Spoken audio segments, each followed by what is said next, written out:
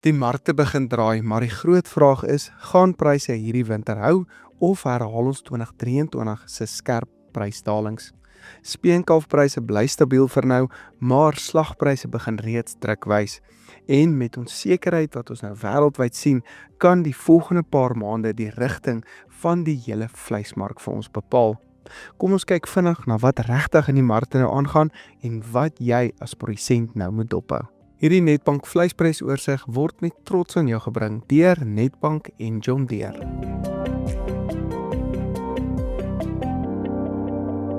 Die gemiddelde speenkalfprys vir kalvers tussen 200 en 250 kg het die afgelope week sywaarts gebly op R42,79, terwyl die top 40% gemiddelde prys verhandel het op R45,27 en die top 10% genetika nou op R47,30 per kilogram ingekom het.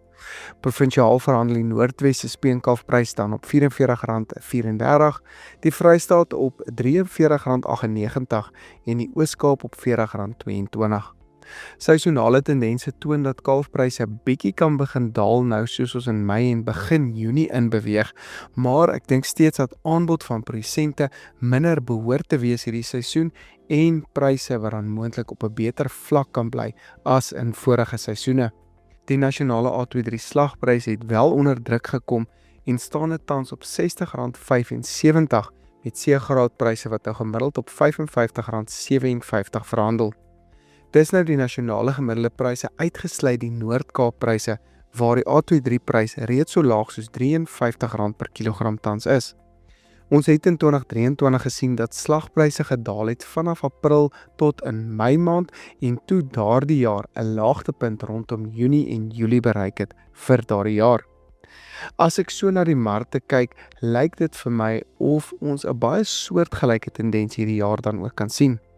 Die verwagting is dat vraag nou onder druk gaan kom met alles wat in die wêreld aan die gang is en die druk op verbruikers en moontlik ook dat aanbod kan styg soos ons dieper in die winter ingaan en meer produsente dan self wil afrond en dan in die slagmark behoort in te kom hier einde Julie maand. C-graadpryse behoort baie dieselfde tendens te volg. Dit gaan wel 'n baie interessante paar maande nou wees in hierdie markte. As jy ons reeds volg op YouTube of op Facebook, baie dankie. Jy maak hierdie vir ons moontlik. Maar as jy ons nog nie volg nie, maak asseblief gou dubbel seker. Dit kos jou absoluut niks nie en dit help ons om week na week hierdie onafhanklike landbouanalises en markinsigte met jou te deel. So baie dankie vir elkeen se ondersteuning en ook baie dankie aan ons borgers wat alles vir ons moontlik maak. Die gemiddelde stoorlandprys daal laasweek en staan nou op R46,90 per kilogram met swaarder slaglammers meer as 32 kg wat staan op R46,35. Die Vrystaat se prys verhandel op R49,30, die Oos-Kaap op R48,18 en die Noord-Kaap steeds aansienlik laer as die ander streke en kom in op R41,60. Ons sien elke jaar dat skaapinvoere vanaf Namibië optel van Januarie tot in Mei maand elke jaar en dan daal vir die res van daardie jaar. Ek dink sodra minder diere dan van daar af gaan inkom, behoort die Noord-Kaapse pryse weer nader aan die res van die land se pryse te kom. Ek dink die stoorlandpryse kan so bietjie daal soos ons nou vir die res van April ingaan, maar behoort weer beter pryse dan te sien in Mei en Junie soos aanbod dan behoort te daal van die plaaslike mark, maar ook vanaf Namibië. Die A23 slagprys daal verder na R93,29 met die C23 prys nou op R73,50. Seisonale tendense toon dat pryse eintlik moet opgaan in Mei en Junie, maar wonder ek steeds oor die Iran-oorlog se impak op ons brandstofpryse en ander kostes en wat die impak wat dit op ons ekonomie en ons verbruikers se vraag kan hê. Dit kan moontlik beteken dat die stygings in slagpryse wat ons gewoonlik sien na Junie maand toe dalk bietjie minder as normaalweg kan wees en dat ons dalk ook weer na 'n 2023 prystendens kan kyk toe ons net 'n klein stygings in skaapslagpryse gesien het.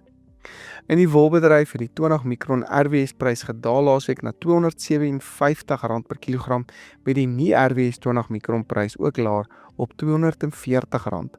Die gemiddelde RWS prys het gedaal na R253,39 terwyl daar nie 'n nuwe veiling in Australië was nie en het pryse dan dis onveranderd gebly op 17,86 Australiese dollar per kilogram. Die rand waaraan effens versterk het laasweek met die skietstilstand, het ons pryse bietjie onder druk gesit ook laasweek, maar met die onsekerheid wat nou weer toeneem in die rand, kan die rand dalk weer bietjie verswak en ons moontlik weer bietjie beter pryse in die wolmark verwag. Grootbokpryse styg laasweek na R46.31, kleinbokke daal na R56.78, medium bokke daal na R55.46 met bokkooipryse wat styg na R57.53. Dit lyk of ons van die begin van Mei weer bietjie beter pryse kan sien in die bokmark, soos ons na Junie maand toe ook beweeg, met vraag wat dan moontlik beter kan wees.